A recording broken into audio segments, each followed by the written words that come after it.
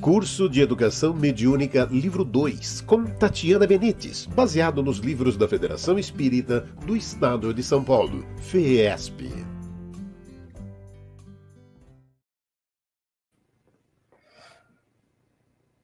Olá, seja muito bem-vindo a mais uma aula do curso de Educação Mediúnica, livro 2. Hoje nós estamos na 16ª aula e a gente vai falar de bicorporeidade e transfiguração. A bicorporeidade e a transfiguração são variedades de manifestações visuais, como são as aparições, a vista dupla e etc. São fenômenos naturais que não têm nada de milagroso e sobrenatural. Assentam-se nas propriedades do perispírito, que são as mesmas para o encarnado e o desencarnado, pois em ambos o perispírito sofre modificações em sua estrutura molecular pela ação da vontade do espírito, tornando-se momentaneamente visível ou tangível face à condensação fluídica em diferentes. Isso está na Gênese, capítulo 14, item 35. Bicorporeidade é um fenômeno pelo qual um indivíduo vivo pode manter sua presença de forma tangível em dois lugares diferentes, ao mesmo tempo. O fenômeno ocorre com a materialização de seu perispírito exteriorizado, mantendo uma forma tangível aparente, enquanto o corpo carnal permanece em outro local, em estado anormal, isto é, em transe, ainda que simples. A bicorporeidade, como o próprio nome conceitua, não admite uma terceira presença, porque os encarnados possuem dois corpos, o corpo físico e o espiritual, mantendo-se cada um face às circunstâncias com as seguintes características: corpo físico, presença real com a vida orgânica; o corpo espiritual, presença aparente com a vida do espírito. Sendo o espírito invisível, isso está no Livro dos Espíritos, pergunta 92, somente um corpo pode ter vida ativa e inteligente, e é o corpo carnal. Kardec menciona não conhecer exemplo em que os dois corpos gozassem ao mesmo tempo e no mesmo grau de uma vida ativa e inteligente, pois o que anima a matéria é o espírito, e este é indivisível. Não se deve confundir bicorporidade com fenômenos que ocorrem com os desencarnados, como as projeções mentais ou de imagens, pelas quais os espíritos se comunicam ou são vistos em muitos lugares ao mesmo tempo. Ou com o fenômeno de agêneres, que é uma modalidade de aparição tangível em estado de certos espíritos quando, temporariamente, revestem as formas de uma pessoa viva ao ponto de produzirem ilusão completa. Isso está no Livro dos Médiuns, segunda parte, capítulo 7, item 125. Neste caso, é o espírito de um morto materializando-se na forma do corpo de um vivo, dando a impressão de haver uma bicorporeidade. Também não se pode confundir bicorporeidade com bilocação. Esta significa um fenômeno pelo qual se constata a presença de um mesmo espírito encarnado em dois lugares aparentemente ao mesmo tempo. Isso está no livro Mediunidade de Edgar Hermon. Bilocação significa dois lugares de manifestação, enquanto bicorporeidade significa dois corpos manifestando-se em lugares diferentes. Na bilocação, o espírito exterioriza-se e manifesta-se em outro local, tanto pela psicofonia como pela vidência.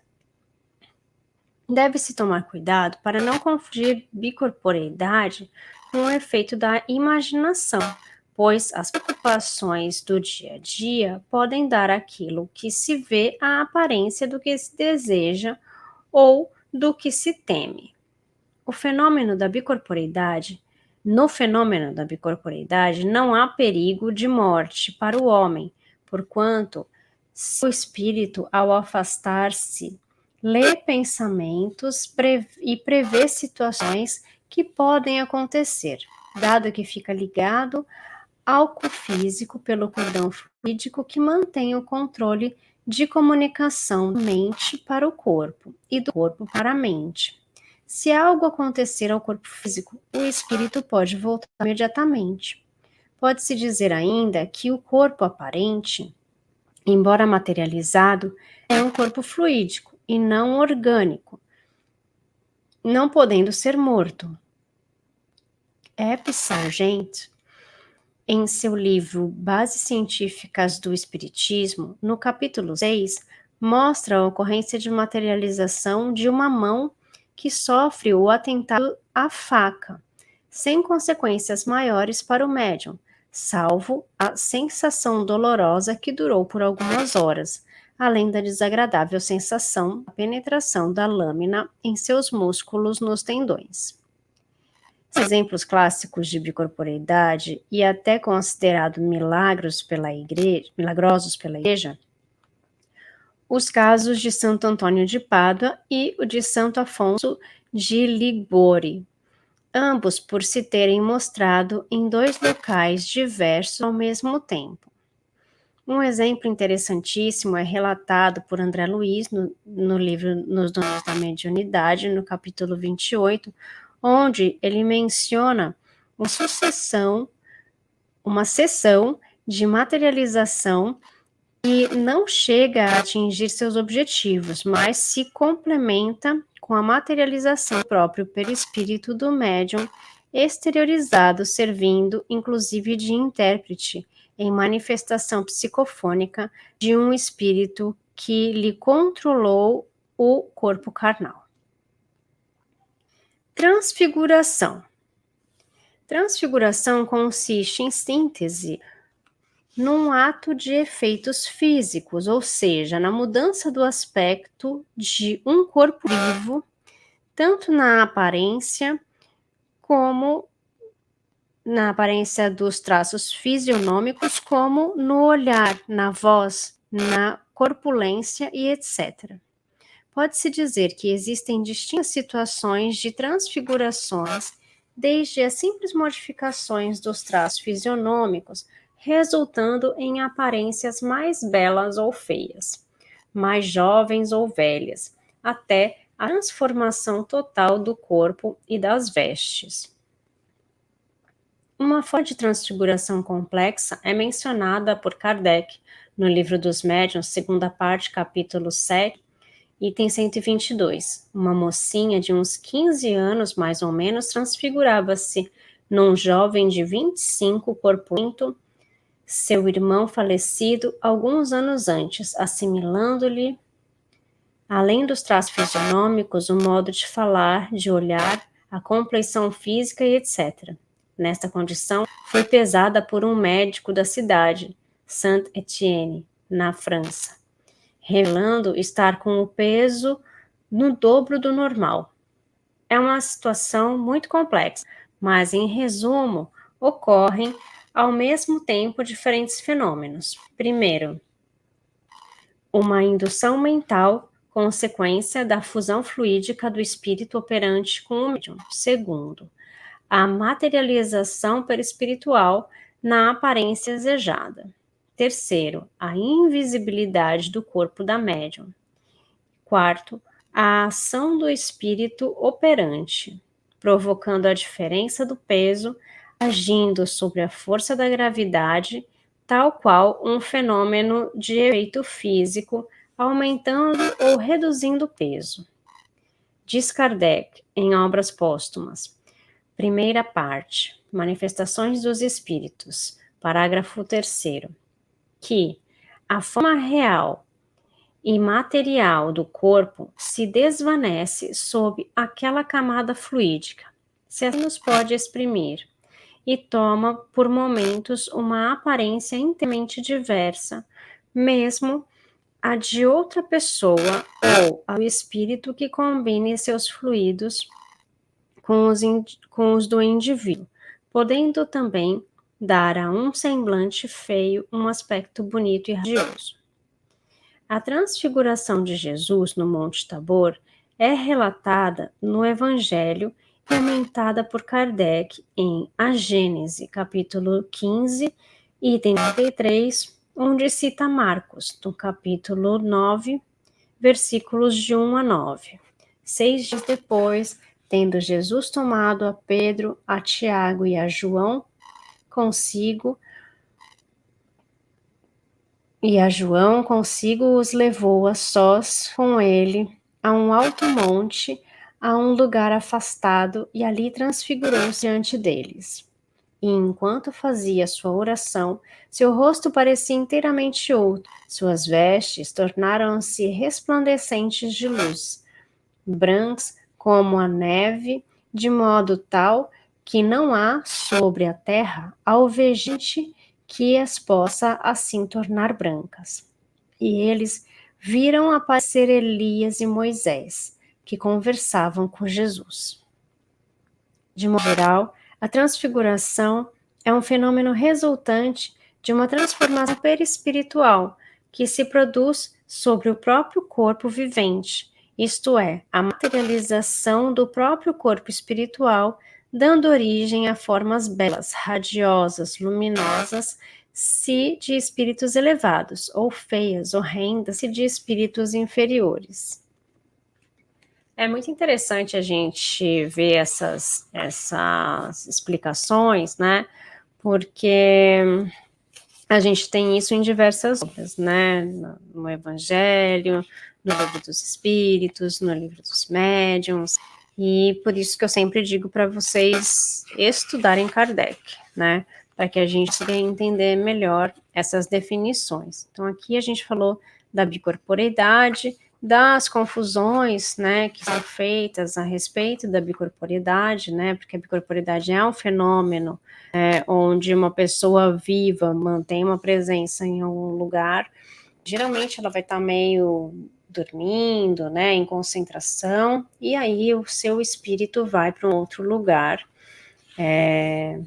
levar alguma mensagem, fazer alguma coisa, né, e pode ser visível.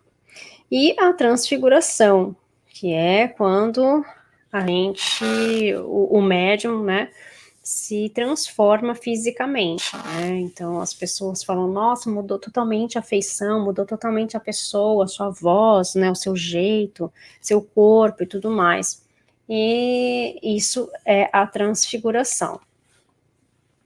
A segunda parte do nosso estudo, ela tem o título Mistérios Ocultos aos Sábios e Prudentes. Como entender as palavras de Jesus Cristo quando ele fala em sábios e prudentes? Além dos 12 apóstolos, Jesus teve outros 70 discípulos. Isso está em Lucas, capítulo 10, versículo 1 e capítulo 10, versículo 17.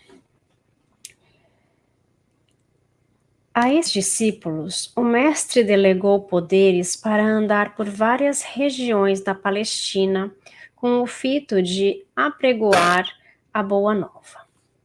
Esses discípulos voltaram maravilhados, dizendo: Senhor, pelo teu nome até os maus espíritos se nos sujeitam. Diante dessas palavras de júbilo, o mestre lhes disse: Não vos alegreis, porque vos sujeitam os maus espíritos, mas alegrai-vos antes por estarem os vossos nomes arrolados nos céus. Acrescentando logo a seguir: Graças te dou a ti, Pai, Senhor do céu e da terra, porque escondeste estas coisas aos sábios e prudentes, e as revelaste simples e pequeninos. Isso está em Lucas e também em Mateus. Parece singular que Jesus tenha dado graças a Deus por haver revelado estas coisas aos simples, aos humildes, que são os pobres de espírito, e tê-las ocultado aos sábios e prudentes, aparentemente mais aptos a compreendê-las. Empregando as palavras sábios e prudentes, o mestre referia-se aos eternos recalcitrantes, que, mesmo diante das provas mais evidentes, encastelam-se nas muralhas do obscurantismo, duvidando das maravilhas que Deus faz suscitar entre os homens. Os escribas, os fariseus e o sumo sacerdote do tempo de Jesus, homens que desfrutavam de evidente poder entre o povo, que eram tidos na conta de sábios e inteligentes, tomaram conhecimento dos grandiosos feitos praticados por Jesus Cristo, mas preferiram manter-se encerrados num círculo de oposição sistemática, não descansando enquanto não viram o ungido de Deus suspenso na cruz, infamante, no meio de dois facínoras. Por outro lado, os pequeninos são aqueles que em todos os tempos procuram na humildade e na conformação manter-se em estrita observância das leis de Deus. Foram como os apóstolos, homens rudes e semi-iletrados que seguiam as pegadas de seu mestre, em todas as contingências, obedecendo-lhe incondicionalmente, respeitando todas as suas ordenações, pautando suas vidas, segundo os padrões emanados do coração generoso de Jesus. Certa vez, estando o mestre num dos logradouros de Jerusalém, aproximou-se dele um grupo de judeus e estrangeiros, solicitando-lhe que produzisse um sinal dos céus para que eles viessem a crer naquilo que ele ensinava e no poder de que se achava investido. Esperavam que, por tratar-se de homens poderosos e altivos, o mestre teria o máximo empenho em convertê-los para a Boa Nova. Mas a resposta de Jesus foi um peremptório não. O mestre não hesitava em caminhar léguas e léguas para converter um dos pequeninos na terra, uma criatura humilde, despretensiosa, mas não se curvava para converter homens duros de cerviz e incircuncisos de coração. Ele fez evidenciar que a revelação das grandes verdades não guarda relação com as posições de destaque ocupadas pelos homens. Os cargos de posição no mundo geralmente oferecem grandes obstáculos nas mãos de determinados indivíduos.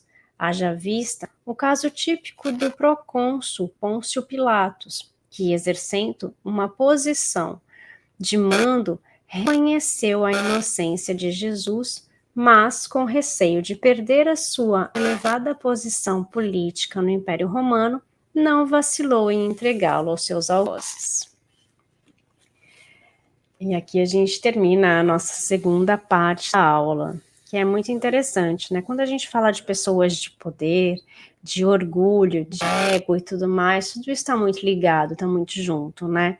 É muito ainda difícil, não impossível, mas ainda é muito difícil a gente ver pessoas com poder que são humildes de coração, que são aquelas pessoas que realmente estão ali para auxiliar o próximo, né? Então, é disso que Jesus fala aqui para nós, né? É isso que essa parte está querendo dizer para nós, que a gente pense mais na parte da humildade, na parte de ensinar aqueles que ainda precisam descobrir muitas coisas, né? Que a gente possa auxiliar o próximo sem querer nada em troca. Era isso que Jesus fazia. e que a gente possa olhar com um olhar de humildade e que a gente possa praticar a prática do ensinamento do Evangelho também com humildade, né? Porque às vezes a gente é pego com o nosso orgulho e aquelas pessoas que nos contradizem, nos machucam, né? Então, quer dizer, tá machucando o nosso ego. Alguma coisa ali para nós não tá de todo bom, né? E é isso. Essa é a nossa aula, finalização da nossa 16ª aula. A gente se vê na semana que vem, na 7ª aula. Fiquem com Deus e até mais. Curso de Educação Mediúnica, livro 2, com Tatiana Benites, baseado nos livros da Federação Espírita do Estado de São Paulo, FEESP.